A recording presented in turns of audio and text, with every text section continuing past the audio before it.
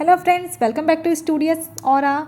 And आज की जो हमारी वीडियो है that is a very short video that is based on CPR। So CPR आपको पता होगा, CPR is cardio pulmonary resuscitation. CPR की फुल फॉर्म होती है cardio pulmonary resuscitation and cardio word is used for heart, pulmonary word is use for lungs. तो यहाँ हमें क्या करना होता है, हार्ट और लंग्स को रिवाइव करके ओवरऑल पेशेंट को रिवाइव करना होता है। और वी कैन से पेशेंट के जो सर्वाइवल के चांसेस होते हैं वो बढ़ जाते हैं अगर हमारा जो CPR की क्वालिटी है वो अच्छी होगी। अगर क्वालिटी हम CPR की इंक्रीज़ कर दें then what will happen, the chances of survival of patient will increase. तो अगर CPR की क्वालिटी अच्छी होगी तो पेशेंट के सर्वाइव करने के चांसेस भी बढ़ जाएंगे। CPR की क्वालिटी कैसे अच्छी होगी? If you will know these 5 steps of high quality CPR। High quality CPR के लिए हमारे पास 5 स्टेप्स होते हैं जो हमें फॉलो करने ही करने होते हैं, क्योंकि अगर हम CPR ही अच्छी क्वालिटी का नहीं दे रहे हैं then there is no use of giving CPR unnecessarily, क्योंकि पेशेंट फिर सर्वाइव करने ही नहीं वाला है। आज देख लेते हैं कि हाई क्वालिटी CPR के ये 5 स्टेप्स क्या हो सकते हैं। The first step is compression rate. हम CPR में चेस्ट कंप्रेशंस देते हैं, तो चेस्ट कंप्रेशन जो हम पेशेंट को प्रोवाइड कर रहे हैं उसका रेट क्या होना चाहिए? That will be 100 to 120 compressions पर मिनट। 1 मिनट के अंदर अंदर हमें 100 से 120 कंप्रेशंस पेशेंट को देने होते हैं। नाउ जब हम कंप्रेशन के रेट की बात कर रहे हैं तो यहाँ पे डेप्थ भी पता होनी चाहिए, डेप्थ ऑफ कंप्रेशन कितना होना चाहिए, क्योंकि कंप्रेशंस मैंने बता दिया कि 100 to 150 हमें कंप्रेशंस देने हैं, लेकिन कितना देने हैं? बहुत धीरे धीरे देने हैं या बहुत ज़्यादा डीपली देने हैं कि आप रिब्स को ही फ्रैक्चर कर दे रहे हैं? तो जो डेप्थ है that should be 2 to 3 inches, 2 से 3 इंचज़ की डेप्थ होनी चाहिए। अगर मैं सेंटीमीटर्स में बात करूँ तो 5 to 7.5 सेंटीमीटर्स का आपका डेप्थ होना चाहिए। तो यहाँ हम इंचज़ में ही बात करते हैं, 2 to 3 इंचज़ का डेप्थ होना चाहिए फॉर एडल्ट पेशेंट। यहाँ पे हम एडल्ट पेशेंट की बात कर रहे हैं, तो एडल्ट पेशेंट के लिए 2 to 3 इंचज़ की डेप्थ होनी चाहिए for high quality CPR। Then third is full recoiling of chest.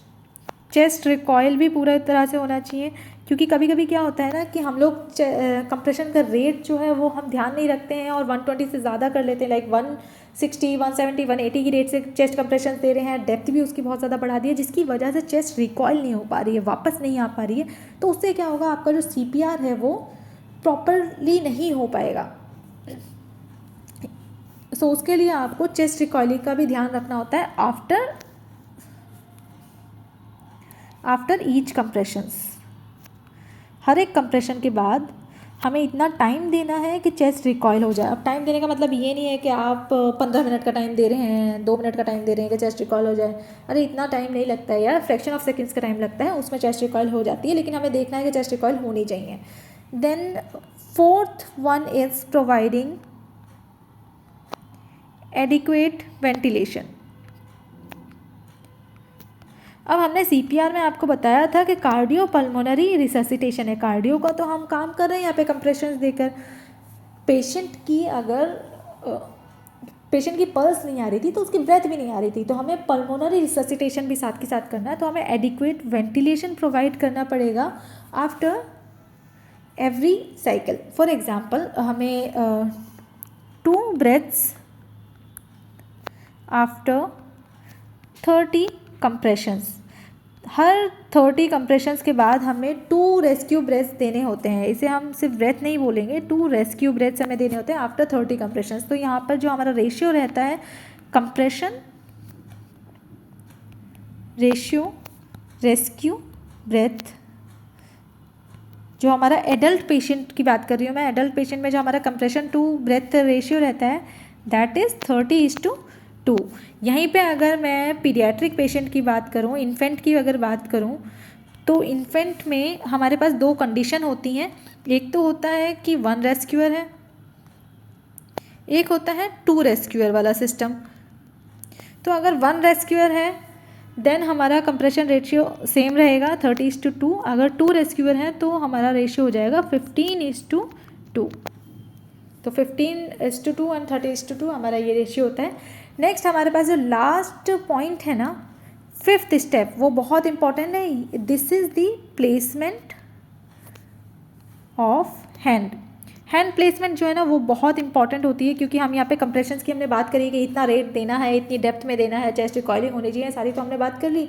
लेकिन जब हैंड की अगर प्लेसमेंट ही ठीक नहीं है तो फिर आप क्या ही करेंगे। जब पोजीशन ही ठीक नहीं है हाथ की, आपको CPR देना था हार्ट के लिए, हार्ट को रिवाइव करवाना था, हार्ट बीट करवाना था, लेकिन आप CPR कहीं और ही दे रहे हो, लीवर पे दिए जा रहे हो, या फिर आप रिस्ट तोड़ने का काम कर रहे हो।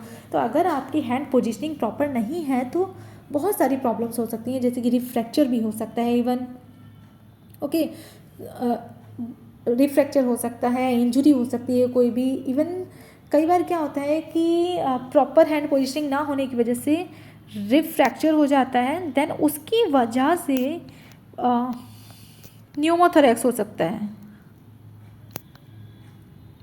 अब अगर न्यूमोथोरैक्स हो गया फिर तो CPR देने का भी कोई फ़ायदा नहीं है, फिर पेशेंट बचेगा ही कहाँ।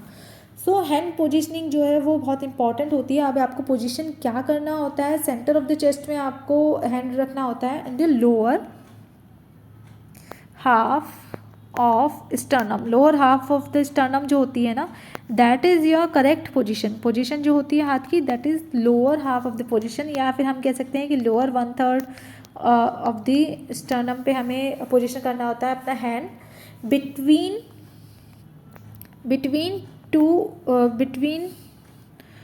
To nipples.